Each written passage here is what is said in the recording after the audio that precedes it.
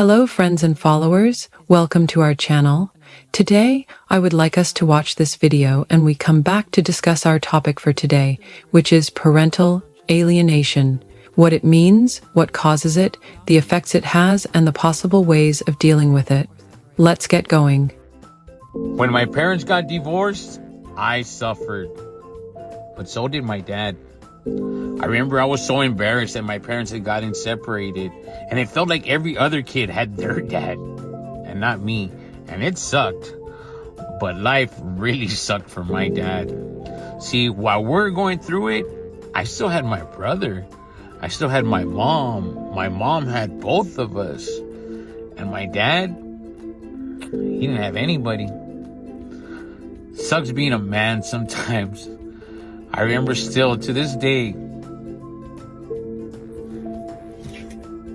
my jefito would have this little rinky-dinky truck, all rusted out, all torn to crap.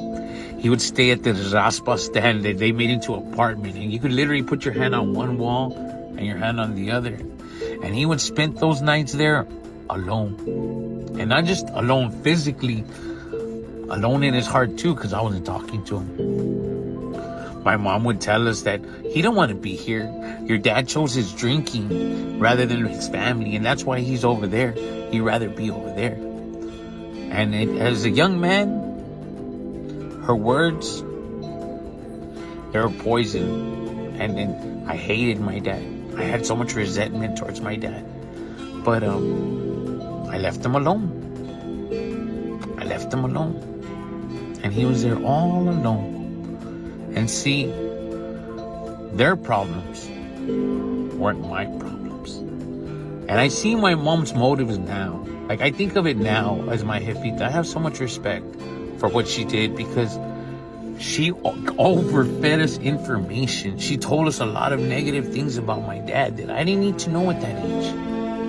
But I love that woman for that because she's so selfish. She couldn't see an alternative of us going with him.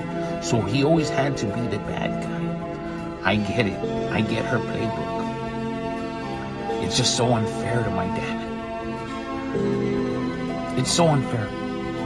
He having to be there all alone without his kids in such a dark time in his life. It's horrible. So I'm asking you, all of you that are going through it, the little me's, the little you's, the little mijos, the little mijas, call your dad. Just because your parents got separated, whatever it is between them, call your dad. Hey Pops, how are you doing?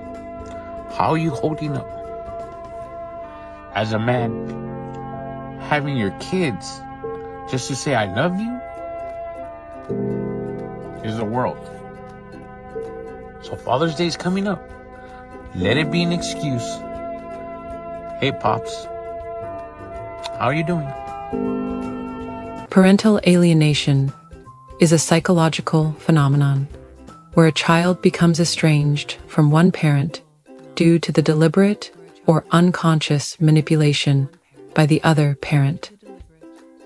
It often occurs in the context of divorce or separation, leading the child to unjustly fear, disrespect, or dislike the alienated parent. For example, after divorce, a mother consistently tells her child that the father doesn't care about them, exaggerating his shortcomings or preventing contact.